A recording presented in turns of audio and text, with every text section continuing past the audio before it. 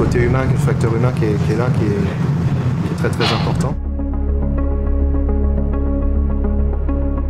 Connecte les peuples entre eux, donc ça permet de relier des cultures, des gens qui n'avaient pas forcément accès à des informations, à autant d'informations en tout cas.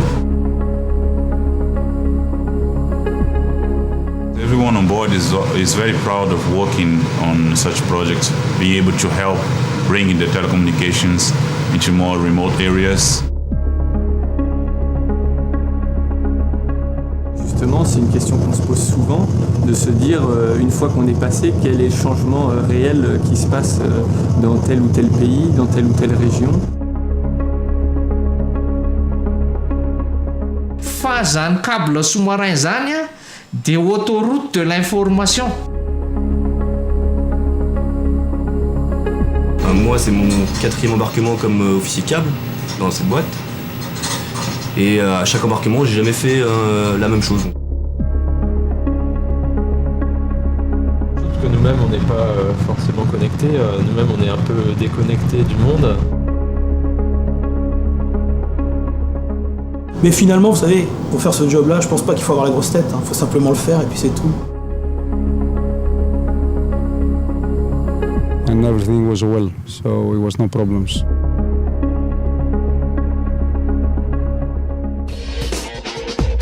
Ici, 5 lettres symboles d'une révolution dans le domaine des télécommunications à Madagascar. Un projet d'envergure internationale qui va transformer le futur de la grande île et contribuer de façon décisive au développement du pays. Ici, un câble optique qui nous relie au monde entier et va bouleverser la manière dont nous communiquons. Le projet ici, le plus grand projet en télécommunications d'Afrique, n'est pas récent. Claude Ranzatou, son père chez Telma, explique sa naissance. Vers 2003, les opérateurs de la région de l'Afrique de l'Est se sont réunis parce qu'ils se sont rendus compte qu'aucun câble ne desservait cette partie de l'Afrique à ce moment-là. Ils se sont engagés à étudier et à mettre en œuvre une infrastructure qui comblerait ce défaut. It's a 10,000 kilometer fibre optic cable from South Africa up through to Port Sudan. Et à l'époque, on avait déjà baptisé le nom. Ce serait le système EASY qui tient pour Eastern Africa Submarine System. I believe it's probably the first international cable coming into Madagascar, and so it brings international communications to Madagascar. Et avant tout, un câble optique, qu'est-ce que c'est au juste ?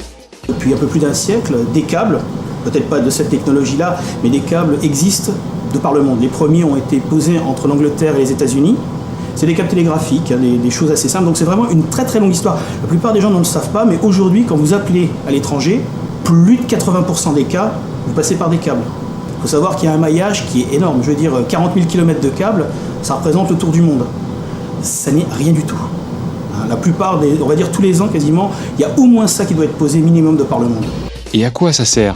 Donc on utilise le câble donc surtout pour de l'information financière, de l'information professionnelle. On va dire par exemple des entreprises vont transférer des données dans certains pays pour faire par exemple du traitement d'informations, ce genre de choses.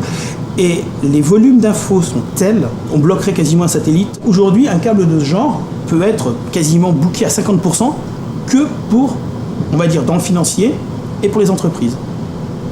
Donc du professionnel. Le câblier, l'île de Bas, est arrivé à Tuléar 48 heures avant l'opération. C'est comme un bateau qui fait 140 mètres de long, un tirant d'eau de 8 mètres, il y a un maximum de 70 hommes d'équipage à bord. On peut transporter jusqu'à 5500 tonnes de câbles à bord. En fait, la mise en place du système se faisait par deux bouts. Il y avait un navire câblier qui s'appelait l'île de Saint, qui commençait depuis Port-Soudan et qui descendait vers le sud. Et il y avait un autre, l'île de Bat, qui était parti de l'Afrique du Sud et qui était donc remonté en passant par le Mozambique, à Maputo. Et puis ensuite, il est venu pour déposer la branche de Madagascar. À bord, les préparatifs ont déjà commencé, surtout au niveau des équipes de jointeurs. La fonction de jointeur, c'est d'être capable de réparer les câbles à tout moment et dans n'importe quelle condition. Et en fait, pour les jointeurs de la plage, ils ont besoin de 25 mètres, mais de simple armure. Du coup, on a enlevé 25 mètres on a enlevé toute la deuxième couche d'armure sur 25 mètres de long. Et mis un bouchon d'étanchéité au bout du câble pour pas que l'eau s'infiltre à l'intérieur du tube. À l'occasion de l'arrivée du câble ici, le navire reçoit la visite de la délégation de Telmar, venue vivre cet événement unique à Touliard.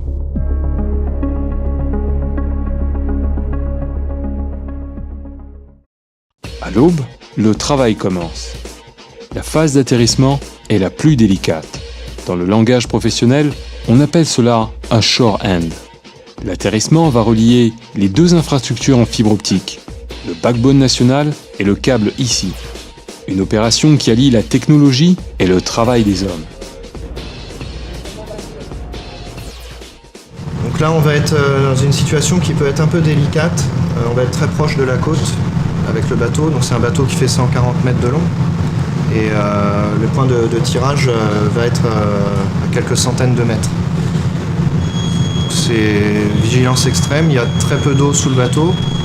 Et vu les conditions qu'on rencontre aujourd'hui, il y a un peu de vent. Donc au niveau de la navigation, on a des systèmes de maintien qui permettent de bien équilibrer la position du bateau. Mais on reste toujours vigilant, surtout dans la phase où le câble commence à sortir de l'arrière du bateau et qu'il est rattaché à un point fixe sur la terre. Pour cela, deux équipes travaillent en parallèle sur la plage et le bateau. L'équipe de la plage est dirigée par le Beachmaster de Maritech, un spécialiste du tirage du câble de la mer vers la terre. Usually the landings is an operation with a lot of people involved. Is the cable ship, is the beach team, is the diving team, and the workboats. So the cable ship came to the final position. We received the messenger lines, is the ropes that connect the end of the cable. Sur le bateau, le commandant dirige l'opération d'envoi du câble attaché à des bouées qui le font flotter. L'opération peut sembler facile, mais elle a été préparée minutieusement auparavant. Une vedette va tirer le câble vers la plage. L'opération d'envoi du câble dure moins d'1 heure. Tout va très vite et personne n'a droit à l'erreur. Le câble est fragile. Si jamais il se tord trop, il peut être endommagé malgré son armure. Cela retardera encore plus son installation. Pendant ce temps, le bateau doit maintenir une position fixe par rapport au câble. La Terre, elle est à moins d'un kilomètre, donc il faut absolument que le bateau réponde au quart de tour et qu'il n'y ait surtout aucun souci au niveau des machines et au niveau de la conduite du bateau pour ne pas se retrouver très vite sur les cailloux ou sur les bancs de sable. Il faut souligner que cette opération est un travail combiné de tout l'équipage. I'm in charge of testing the cable, the splices, the BU and the repeaters, make interrogation and make sure that everything's fine, and put all into documents to witness for the customer and save all these documents for future purpose. Also for parameters when this cable is spliced in land. We need to have these parameters and all these results to make sure that everything is fine. Sur la plage, on creuse le tronçon qui conduit au beach manhole. L'écrin où logera le câble sous-marin ici, soudé à celui du backbone national Telmar. En réalité, une pièce creusée dans le sable est renforcée pour accueillir la jonction des deux câbles. Lorsqu'il déroule le câble, le bateau doit également tenir compte du relief des fonds. Le câble est alors sous tension et il faut éviter d'augmenter la traction. Le tracé, effectivement, sur ces routes-là où il y a beaucoup de coraux, des changements de profondeur, ne sera pas rectiligne, on sera obligé de changer de route assez souvent. Après des heures de travail, le câble est enfin libéré de ses bouées par les plongeurs et l'on rapatrie les bouées à bord. Le travail sur la plage se poursuit. Il faut creuser les 500 mètres de sable jusqu'au beach manhole.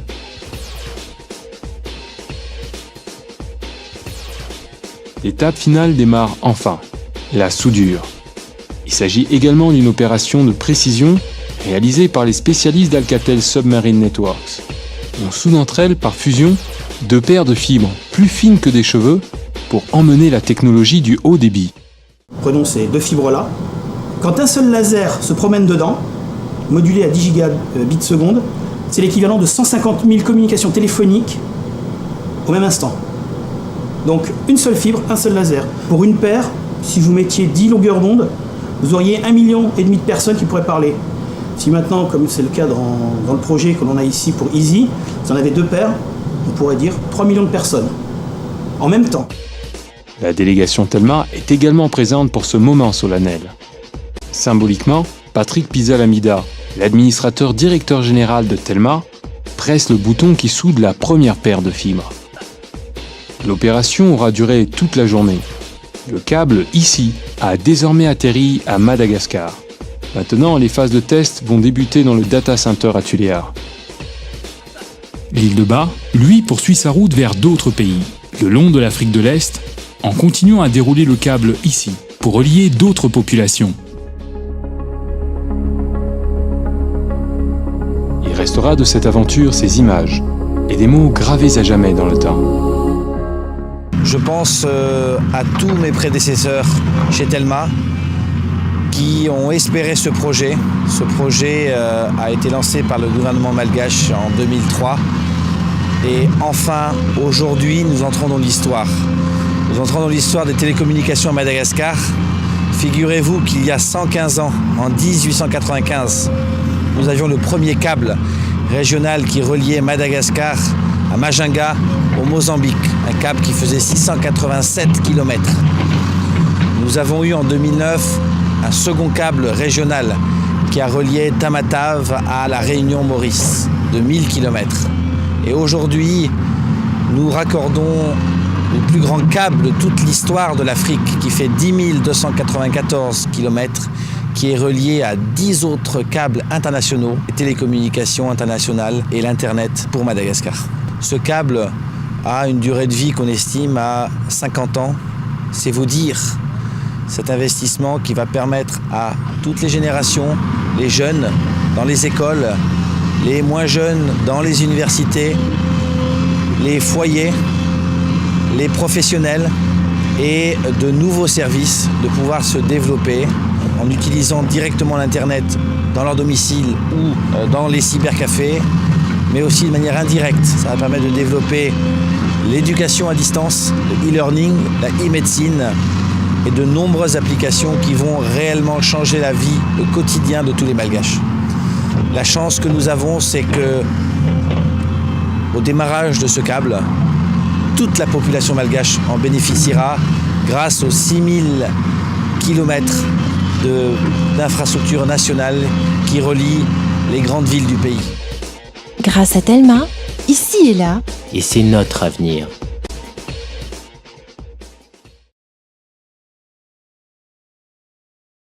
Vendredi 19 mars, sous le soleil de Tuléar, Madagascar accueille fièrement l'arrivée officielle du câble international ici, le premier câble international de la Grande Île.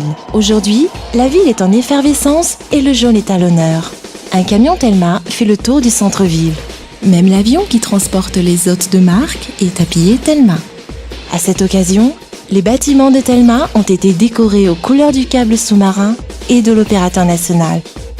Les autorités gouvernementales et les acteurs du secteur privé sont dans la ville du Soleil pour vivre ce moment spécial.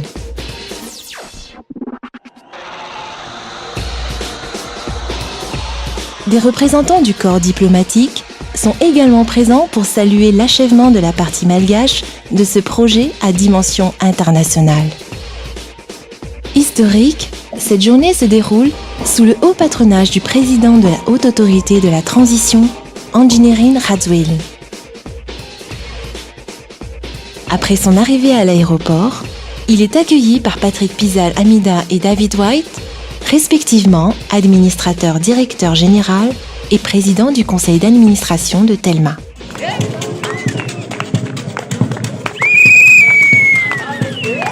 Tout le monde se retrouve dans la salle d'inauguration pour assister au discours des autorités locales.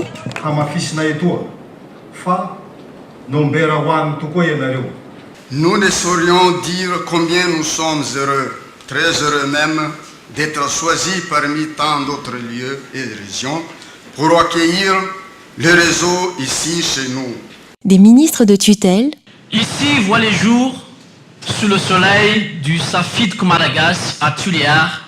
De l'administrateur directeur général de Telma. Le câble ici est donc bien le premier câble international de Madagascar. Madagascar, avec l'énergie de Telma, est aujourd'hui armé pour devenir un acteur majeur et incontournable du secteur des télécommunications dans la zone de l'océan Indien. Mesdames et messieurs, ce qui était hier un rêve devient aujourd'hui une réalité. Et du président de la Haute Autorité de la Transition.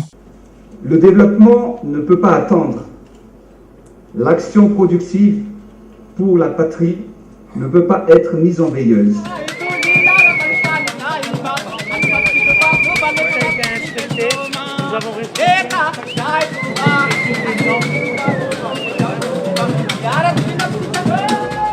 Puis vient le moment de l'inauguration.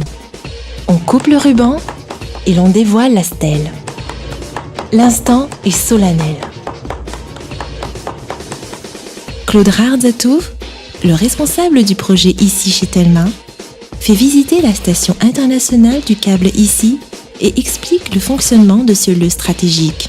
Cette station terrestre, également appelée data center, est le centre nerveux de l'interconnexion du câble ici avec le backbone national.